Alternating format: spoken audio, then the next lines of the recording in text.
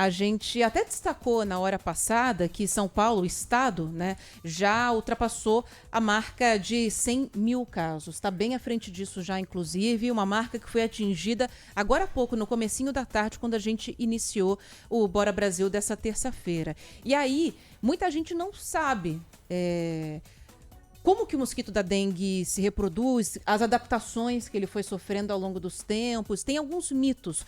A gente já vem derrubando aqui nos últimos tempos, né? Falando, o mosquito da dengue precisa de água limpa para se reproduzir. E não é mais isso. O bicho se adaptou e agora a água suja serve para ele também, o que dificulta ainda mais o trabalho para evitar a proliferação do mosquito. Tira todas as dúvidas aqui dos nossos ouvintes. Você que está um especialista já, Lupato, boa tarde. Não é porque eu tive dengue 2 vezes que eu sou um especialista, viu?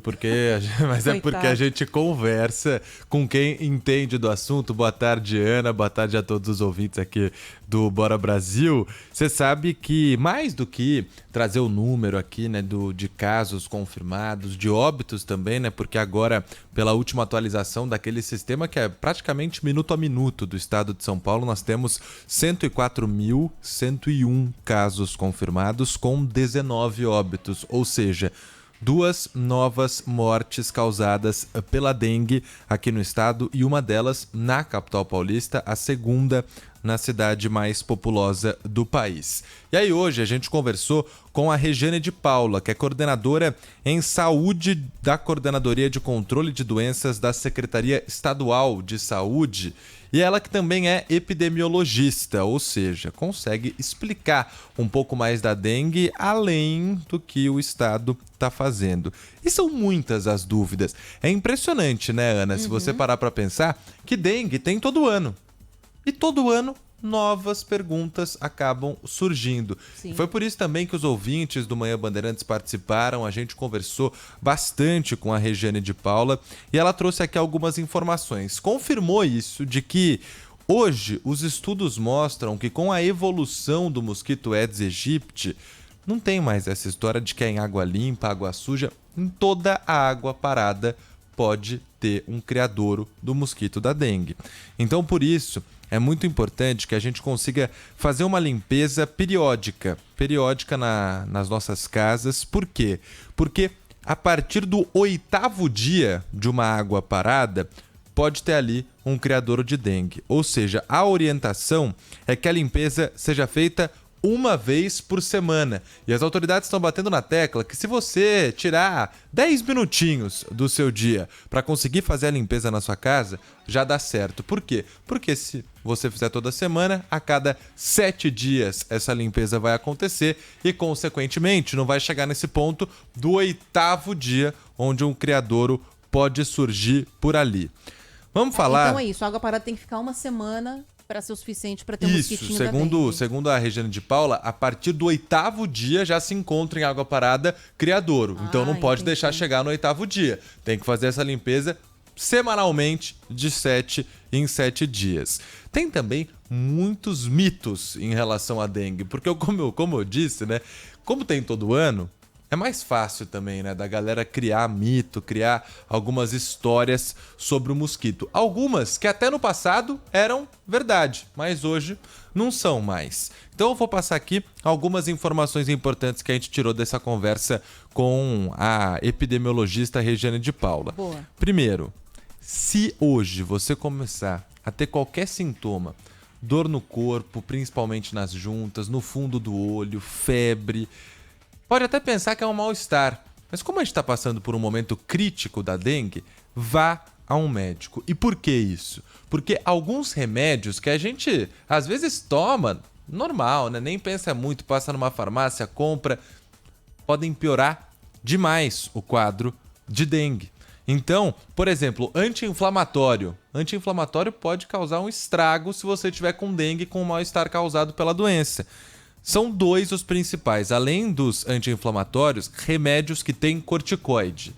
É anti-inflamatório também, né? Também, é que alguns não especificamente, mas foram os 2 destaques da coordenadora em saúde da Secretaria Estadual da Saúde aqui de São Paulo. Não tome esses remédios se você estiver sentindo mal-estar, sem antes consultar o médico, sem antes fazer um exame para ver se você está ou não com dengue.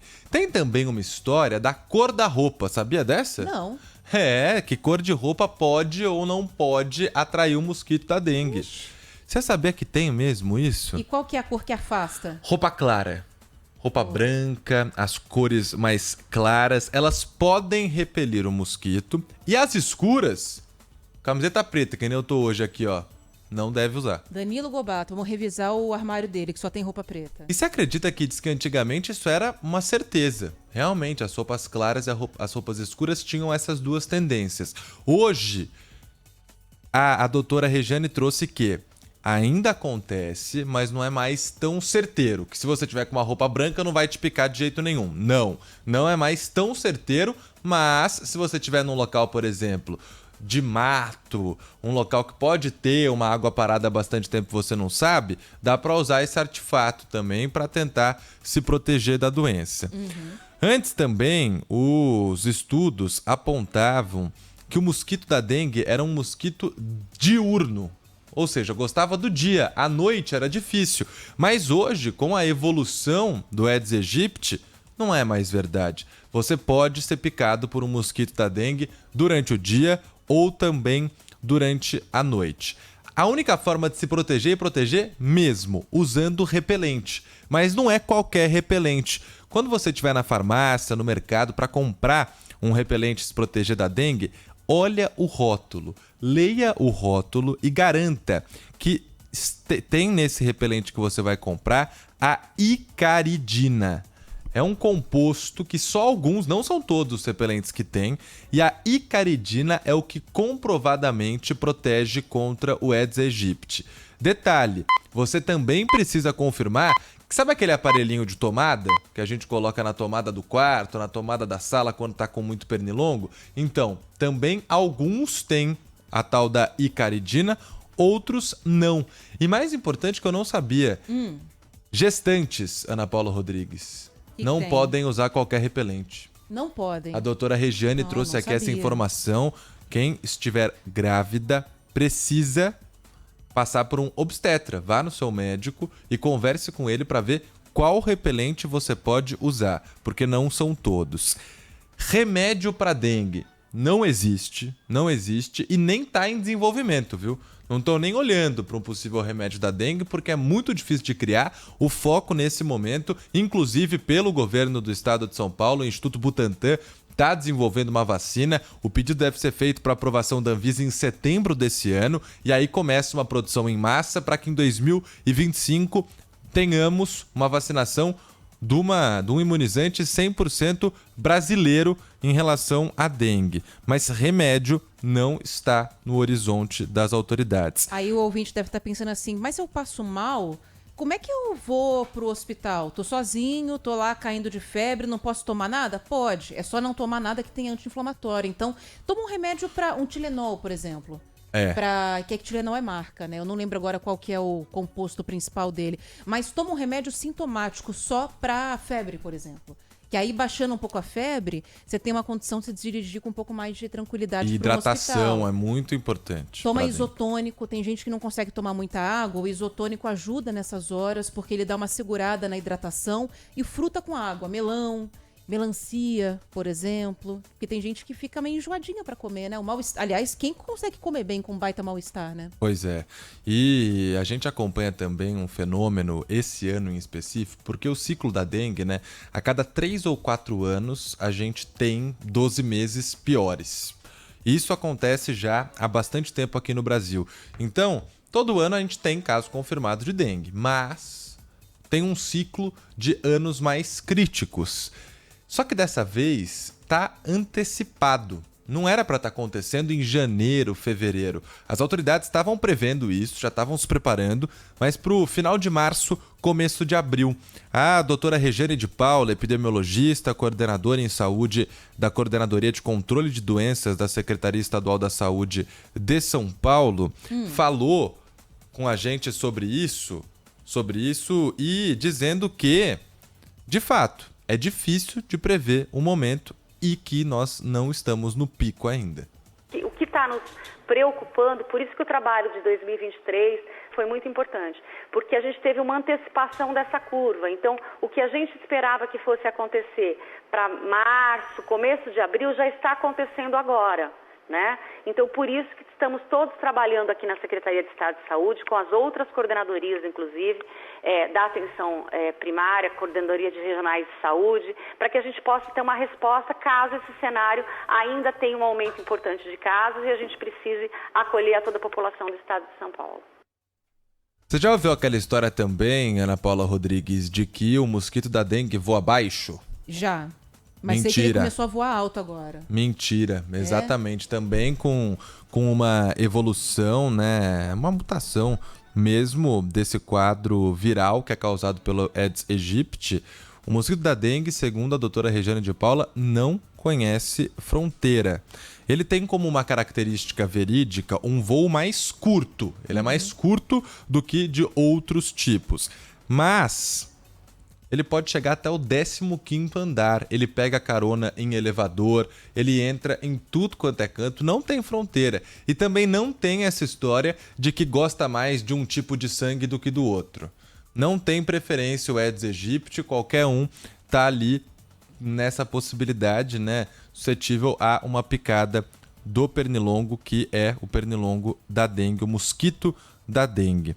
Os sintomas começam a aparecer de 3 a 7 dias, costuma ser de 3 a 4 dias depois de você tomar a picada. O mais comum de aparecer nos hospitais, 3 a 4 dias antes, o paciente fala: putz, estive num lugar que talvez tivesse ali um mosquito da dengue. Mas isso pode acontecer até 7 dias depois. A situação no estado de São Paulo não é boa, como a gente disse, já são mais de 100 mil casos e também 19 óbitos. 13 cidades hoje estão ou em emergência ou em epidemia de dengue, e isso é monitorado muito de perto, mas agora há um novo canal também para você ouvinte que está interessado e que não teve a sua pergunta, a sua dúvida respondida aqui. Eu respondi a algumas que os ouvintes têm, mas a Regiane de Paula, epidemiologista e coordenadora em saúde da Secretaria Estadual, trouxe para a gente aqui esse novo site, um site chamado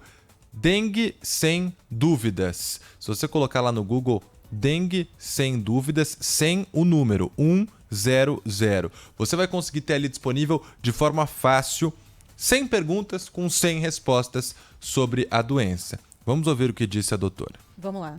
Essa ferramenta ela tem como principal função tirar as dúvidas da população, que é a informação, a melhor arma hoje no combate ao Aedes aegypti. Nós sabemos que 80% dos criadores estão nas residências, então é muito importante que as pessoas conheçam, não só quando a gente está falando aqui de dengue, mas também de chikungunya e zika. Então as 100 principais perguntas, elas estão sendo respondidas nesse site e qualquer um pode acessar e tirar sua dúvida. Legal esse site, então. Vamos repetir o endereço aqui para o nosso ouvinte? Dengue Sem Dúvidas. Sem algarismo, né? O número. 100.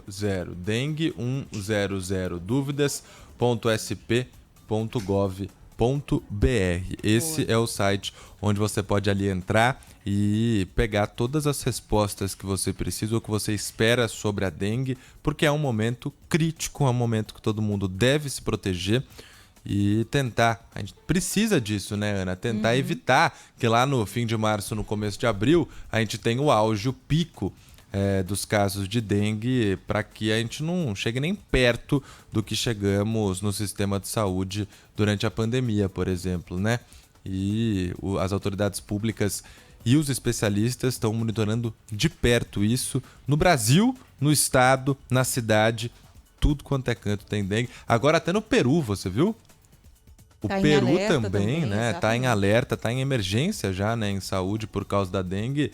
O triplo de casos entre janeiro e fevereiro do que foi registrado no ano inteiro passado. Mas muitos casos de dengue que estão se espalhando aí por todos os cantos. Isso é explicado por alguns fenômenos naturais também, né? O El Niño, as altas temperaturas que estão sendo antecipadas, chuvas muito fortes.